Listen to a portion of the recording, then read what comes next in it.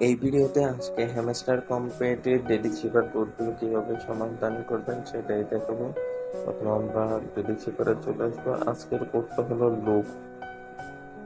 লুপের প্রথমে আছে এল এল তোলার জন্য একটা ডট, তারপর একটা ড্যাশ, তারপর আরো দুটি ডট, তারপর আছে ও তোলার জন্য তিনটা ড্যাশ, এরপর আবার হবে অর্থাৎ আবারও তিনটা ড্যাশ দেওয়া হবে। এক, দুই, তিন।